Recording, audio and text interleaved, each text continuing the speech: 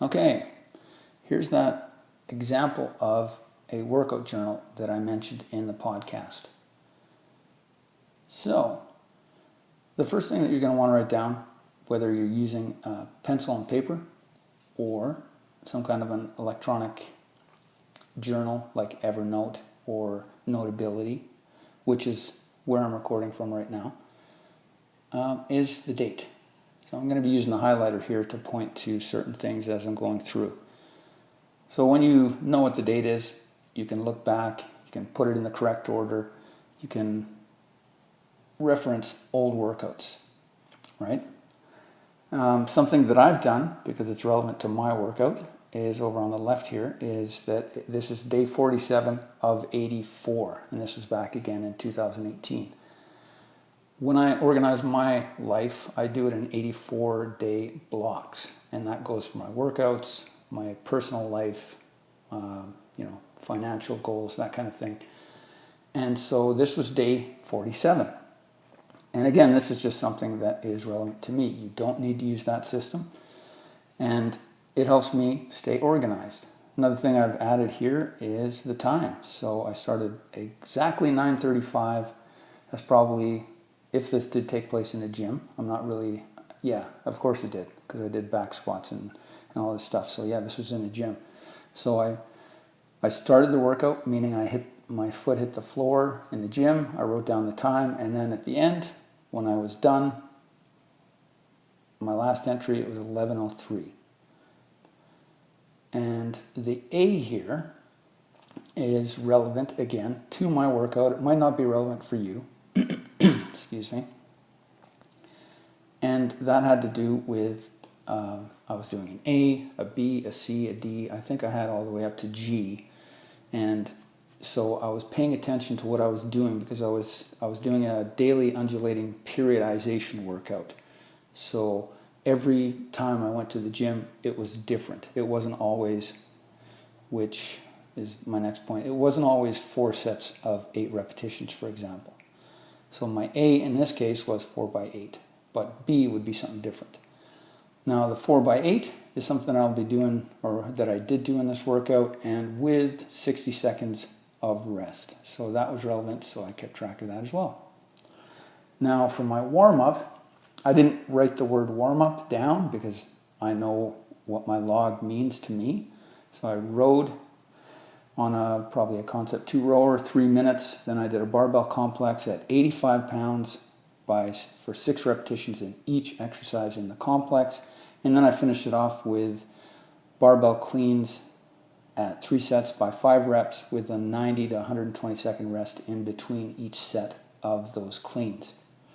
Now if we go over to the right, you can see that I was doing 125 pounds, and I did my first set, wrote it down, took that break, second set, wrote it down, took the break, and then the third set, and my warm-up was complete. Now for the workout itself, as mentioned, I was doing 4 sets, 8 repetitions with a 60-second break. Now this little joiner here, it's not exactly a parentheses, but it joins the back squat and the one-legged Romanian deadlift together. So I was moving from the back squat right into the one-legged Romanian, and then I took my 60-second break. So that's what that meant. And again, I understand my shorthand. You have to come up with your own. And that's one of the reasons that I actually recommend that you take your own notes and don't use something that you bought in a store, for example. They might be convenient, but that's a template, and it doesn't necessarily address everything that you want to keep track of. So when you do it freehand, or you're typing it in, whatever it is, you can make it your own, and you will save a lot of time that way, and you'll get to know yourself, right? So I'm doing the two exercises, in the main workout now, after the warm-up. Back squat, one-legged Romanian deadlift. Now, you notice that I have the letter R here, and that stands for right in this case. Because it is one-legged, I'm doing my right leg first in each of the sets during this workout. And I keep track of that because the next time I do this, I'm going to do the left leg first, right? So if we go over to the right now, when I did the back squat, I did 195 pounds when I was doing the one-legged Romanian, I was doing 95 pounds. And then I went through, did a set of 8, did a set of 8, rested that 60 seconds, second set each, 60-second rest, third set, rest for 60, and then the fourth set. And that took care of the first 2 exercises. Now, if we go a little bit further to right again, I made a little note. And I don't remember exactly what was going on, but I can imagine, because I did keep notes, that my back hadn't been feeling fantastic, for example. So when I'd been doing my back squats in the past, maybe my back was feeling a little dicey, and I noticed that, hey, today my back felt solid. And I made a note of that because, again, that's important. It made me feel that I was doing something well, I was paying attention to it, and I thought that that was something that I could celebrate. So that's what that little note area is all about. Now, once that's done, I put all the equipment away from those 2 exercises, and then I go to the second superset, which is pull-ups on the rings and a 1-arm Arnold press. And again, you'll notice that I have the L there because I'm doing the left arm first, keeping track of that, and then I'm going to alternate. I'm going to do the right arm first next time.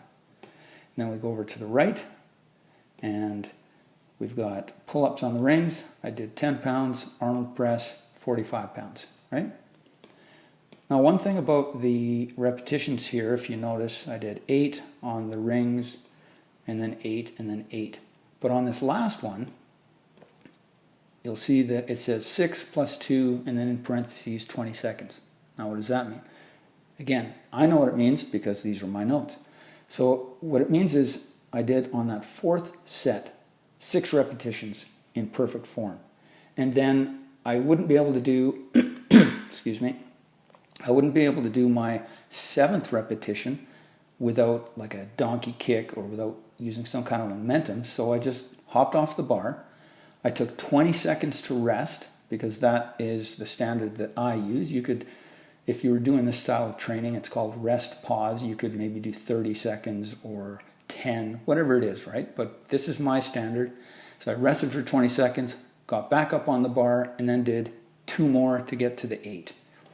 If I'd only been able to do 5, I would have written down 5 plus maybe 2 again, and then plus 1, each at 20 seconds. And I would pay attention, I would make note of that so that I could adjust my workout in the future, right? So the next time I do this, maybe that 4th set, I get 7 and then plus 1 at 20 seconds. So I know I'm making progress. And then eventually it's going to be 4 sets, 8 repetitions at 10 pounds. I do that for a couple of workouts in a row, and I know that it's time to up the weight, right? Now I'm moving to the 3rd superset, which is the bent over row. I made note that it's pronated because sometimes I do them supinated as well. And then a 1-arm chest press on a Swiss ball with the right hand first. And again, relevant to the way that I'm training in this case. And then here on the bent over row, I do the 1st set at 135, the 3rd set at 135, the 4th set, and I guess I was probably thinking, this is actually a little bit light, so on that 4th set, I jump it up to 140, and I still get 8.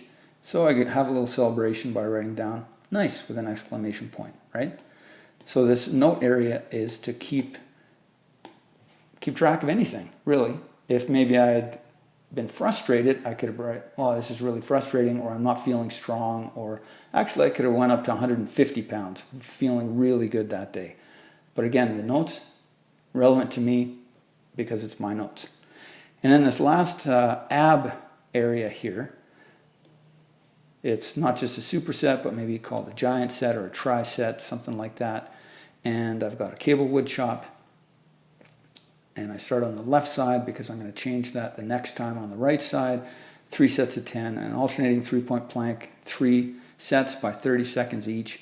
And then a reverse sit-up with a foam roller at 3 sets by a max, right? And then the weight, I start the wood chop at 35 pounds. The first set, way too light for whatever reason. Maybe not way too light, but a little bit light. I think maybe I could do a little bit more. So I jump it up to 40, and that's good. So I finish those exercises I'm still doing it as a superset, but I was just going through that real quick here.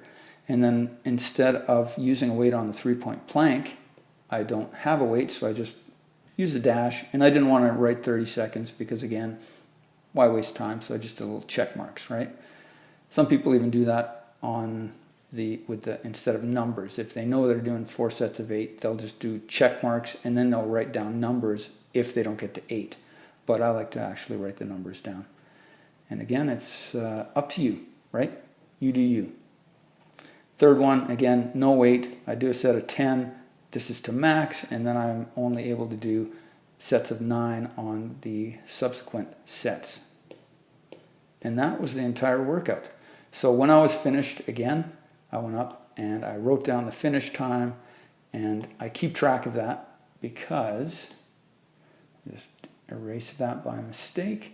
I keep track of the time because if it gets to the point where it's taking me, say, 90 minutes, including the warm-up, and then it starts to be like 110 minutes and then 120, I start basically taking too long. And that's something that I can keep track of with good notes. So that is fairly, sorry, I'm just going to scroll past here. That's fairly elaborate. But in the beginning, make sure that you basically just keep track of the date, how long the workouts are, so the time that you start and the time that you end, and then the exercises, right? So you want to keep it simple. First exercise, second exercise, third, and then you can just use little, I don't know what these slopey lines are called. You'd think I'd know that with the HTTP : sideways line. I'm not sure what it's called. But this is where the weight goes, and then these are your reps. And when you have written down however many reps it is, this is a complete set. So in this case, X amount of weight with X number of reps for 3 sets, right? And then you would do the same. And if you were supersetting, you might connect them. If you're doing individual exercises, you might actually just keep them all separate. And you would just go through and make sure that you keep track of how long you're resting in between. So the rest is important because you want to compare apples to apples. So when you look at a workout, if I go back to my workout here, when I readdress this workout, I want to make sure that I'm resting that 60 seconds in between each superset. Because if I rest instead, say, 2 minutes, then I might be stronger, and I might give myself the idea that, oh, I'm actually getting stronger than I thought I was, but the deciding factor is I'm resting more, and that's relevant.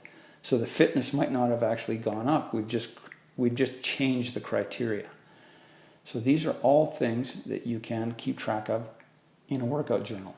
So I hope that was helpful. If you have any questions, please do let me know. Check out stoicstrength.com. And see you on the inside. Keep working out. Keep being excellent.